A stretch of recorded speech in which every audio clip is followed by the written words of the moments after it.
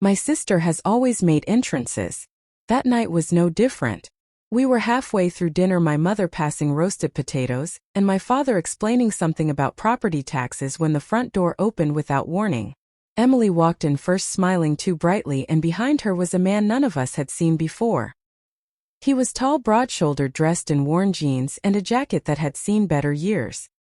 His beard was trimmed but not recently, his hair pushed back as if he'd run his hand through it one too many times. "This is Marcus," Emily announced. "He just needs help." The room stilled in a way that felt almost rehearsed. My mother's fork paused midair. My father blinked slowly, assessing. Marcus said nothing. He simply nodded, once eyes scanning the room with quiet calculation. I noticed his hands first, steady, uncalloused. Then the watch. It was subtle. Clean. Stainless steel. Not flashy but precise. The kind of piece you don't pick up at a shelter. Emily filled the silence. "He's been having a rough time. I couldn't just leave him there." There. I remember thinking the story felt thin. Marcus met my gaze briefly. His expression was unreadable, not embarrassed, not grateful. Just observant. I didn't realize then how important that detail would become. I work in corporate compliance. It's not glamorous. It doesn't make for dramatic dinner conversations. But my job revolves around pattern spotting, inconsistencies, identifying risk, asking quiet questions before something becomes a headline. I review contracts for gaps most people skim past. I audit transactions for anomalies that don't look dangerous until you understand the structure beneath them. My career has been built on noticing what doesn't fit. That habit doesn't turn off at home. I live alone in a condo I paid off 5 years ago. I track my investments. I read terms before signing anything. Stability isn't accidental for me.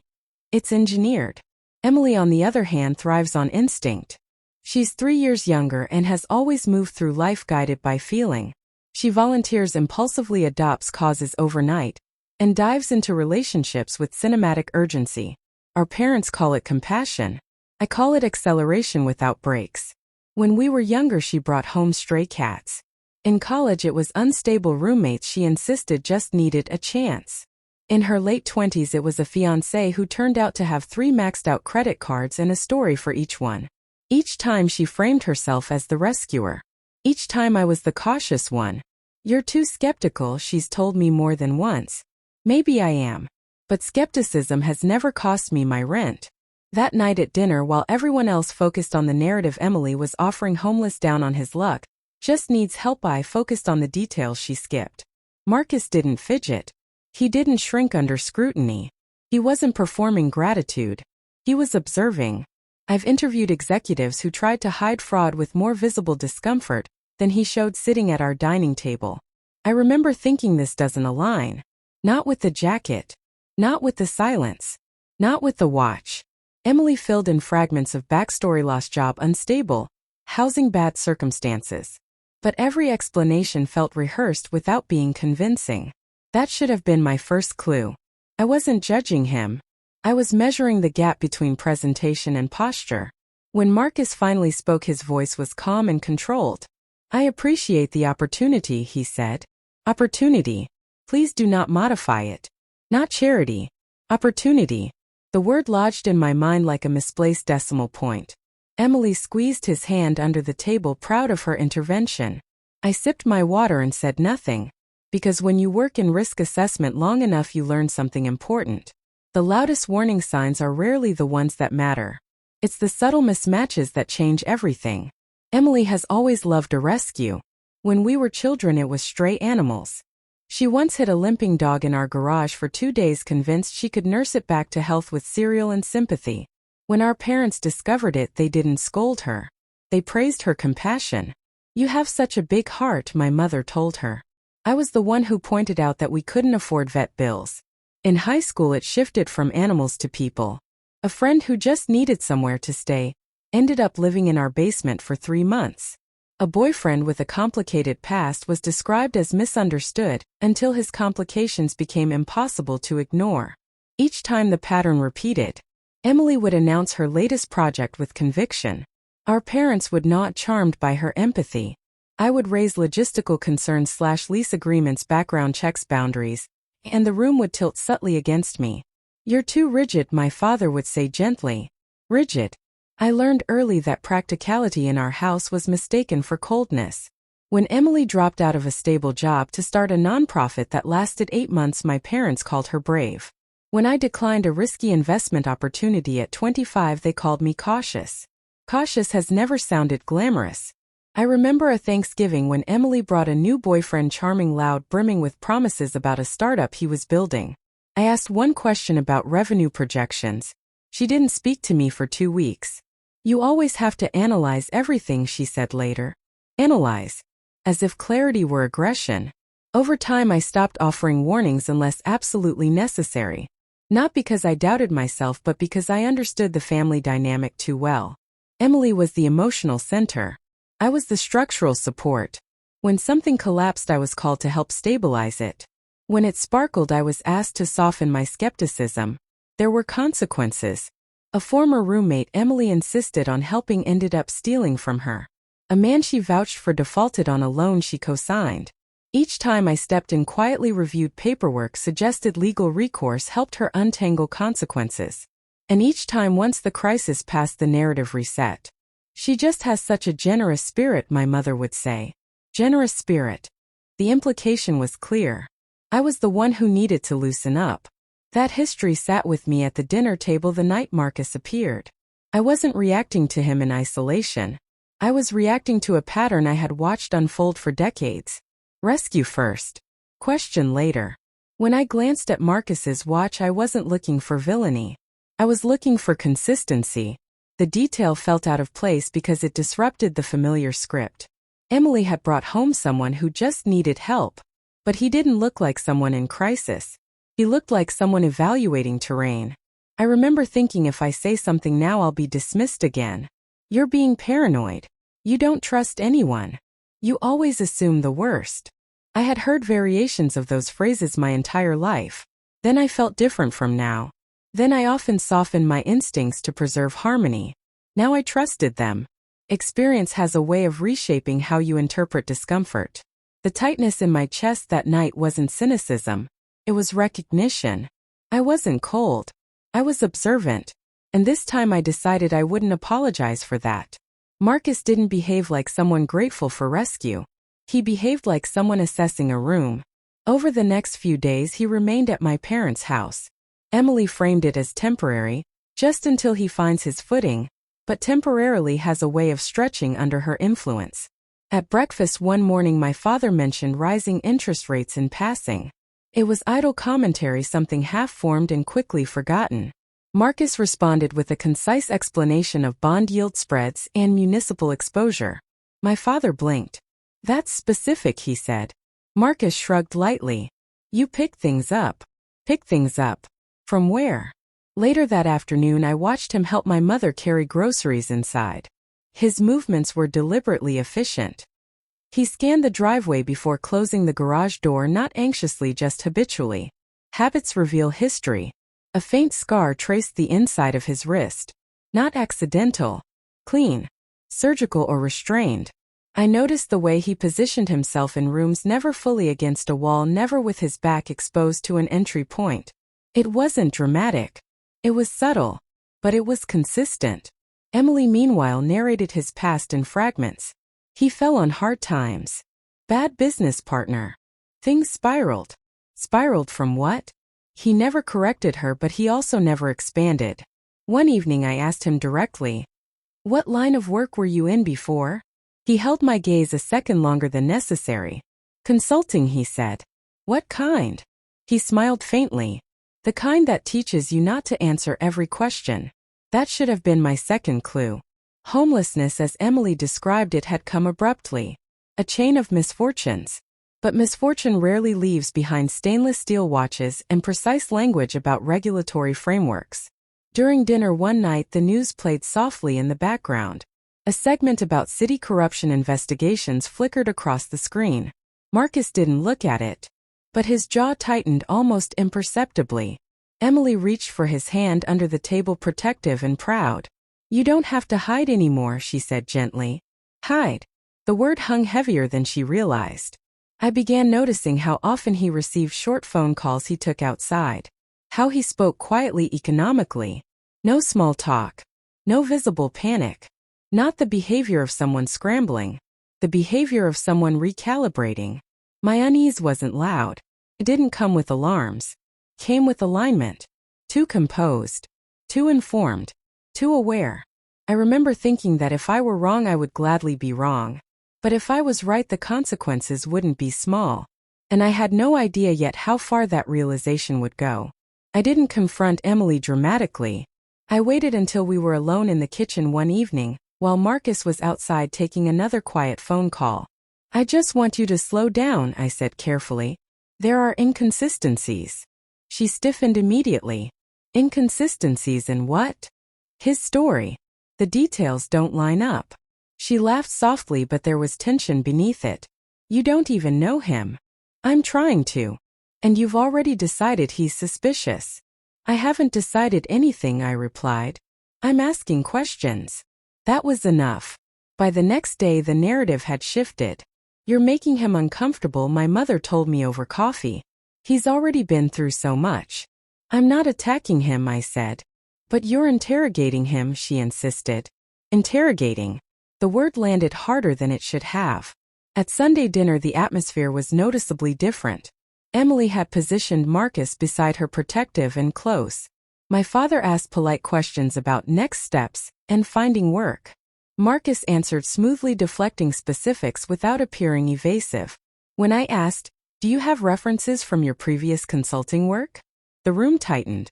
That's unnecessary, Emily snapped. I'm just thinking about logistics, I said calmly. Of course you are, she replied, rolling her eyes. You always think about logistics.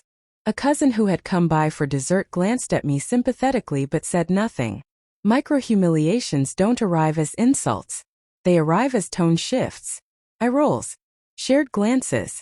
You're so skeptical, my aunt said later as if diagnosing me. Not everyone is a risk assessment file. Laughter followed. I smiled thinly and took a sip of water. Later that week, Emily posted a photo of her and Marcus volunteering at a food drive. The caption read, "Compassion costs nothing." The implication was clear. I had become the villain in a story about kindness. At another gathering, my father addressed me directly in front of everyone. Maybe, he said gently, we could all try to be less suspicious. Less suspicious. As if vigilance were a character flaw. Marcus remained composed through all of it. He never defended himself aggressively. He never confronted me. He simply observed. Which made it worse. If he had reacted emotionally, perhaps the room would have cracked. But his calmness reinforced Emily's narrative. See?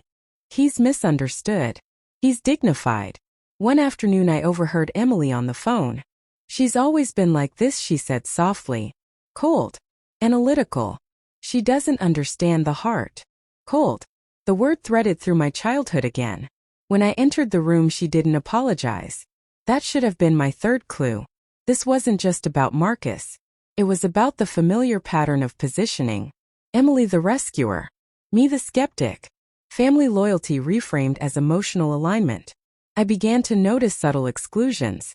Conversations that stopped when I approached. Plans made without including me. Marcus accompanied my father to run errands while I stayed home uninvited. I told myself I could let it pass. But tension builds quietly when no one addresses it directly. One evening, as Marcus adjusted the thermostat without asking, I felt something settle in my chest. This was no longer about discomfort. It was about risk. And if I didn't speak clearly soon, I would lose not just credibility but safety. What happened next would change everything. The recognition didn't come from instinct. It came from routine. Late one night, unable to sleep, I was scrolling through archived local news reports for a compliance case at work. Old corruption investigations, financial crimes, city contracts gone wrong. It was background research. Unrelated. Until it wasn't. A grainy thumbnail caught my eye, an image from 7 years ago.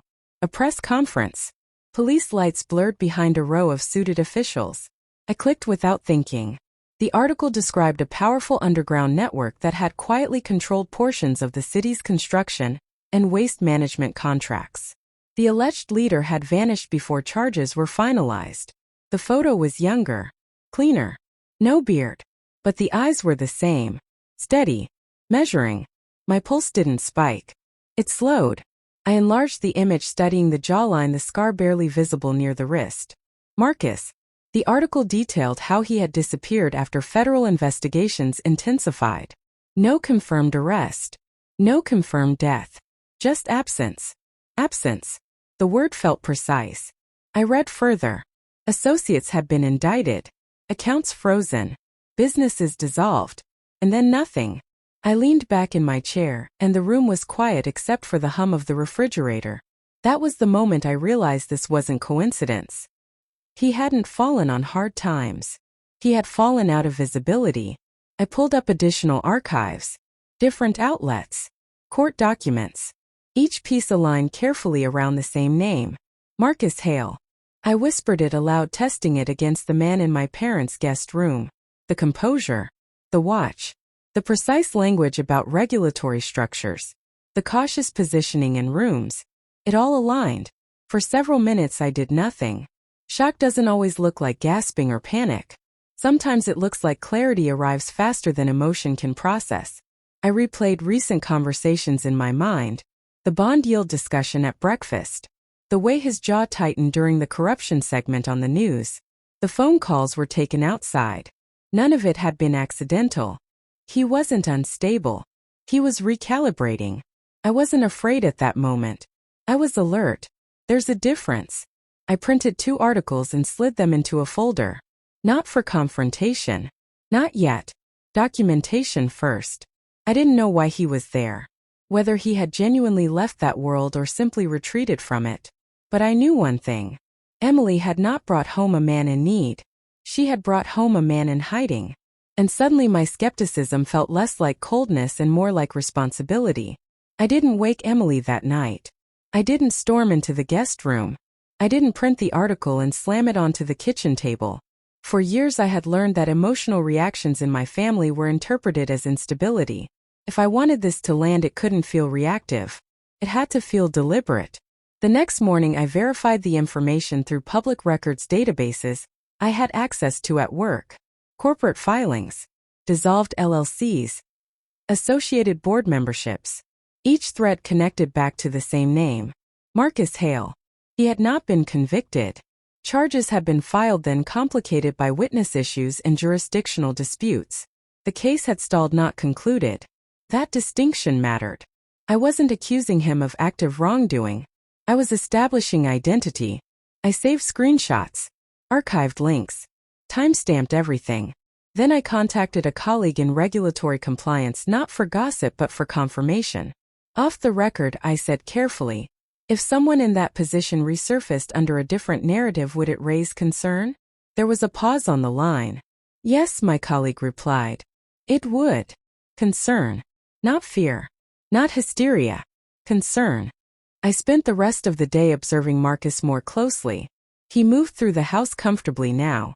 Less like a guest. More like someone testing permanence. He helped my father reorganize the garage. He adjusted a loose cabinet hinge without asking. He was integrating. I felt urgency beneath my calm, but I kept my voice measured. If I confronted him privately, it could be dismissed as paranoia. If I confronted Emily alone, she would frame it as jealousy or judgment. The conversation had to be structured. Public. Documented. Undeniable. That evening I told my parents I wanted everyone at dinner the following night. There are details we need to discuss, I said simply. Emily frowned. About what? Clarity, I replied. Marcus watched me from across the room, expression unreadable. He knew. I could see it in the way his eyes held mine a fraction longer than usual. But he didn't interrupt. For the first time since he arrived, the tension felt balanced. I wasn't reacting anymore. I was preparing. And preparation changes everything. Dinner felt staged, though no one acknowledged it. My parents sat at opposite ends of the table. Emily positioned herself beside Marcus, her hand resting lightly on his arm as if anticipating attack. A few extended relatives had joined us, drawn by curiosity rather than appetite. I waited until plates were cleared.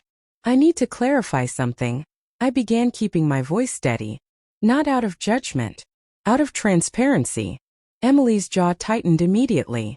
If this is another interrogation. It's not, I said. It's documentation. I slid a folder onto the table and opened it slowly. Marcus didn't flinch. This article is from 7 years ago. I continued. It references a Marcus Hale involved in major city investigations. Emily laughed sharply. There are probably dozens of Marcus Hales. There are, I agreed. But not with the same birth date. Not with the same professional history. Not with the same identifiable scar. The room shifted. My father leaned forward slightly. My aunt stopped mid-sip. Emily's voice rose. You're trying to humiliate him.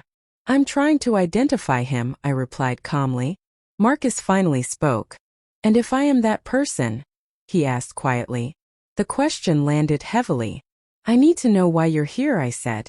He held my gaze, expression controlled. Emily squeezed his hand tighter. He doesn't owe you an explanation. No, I said softly.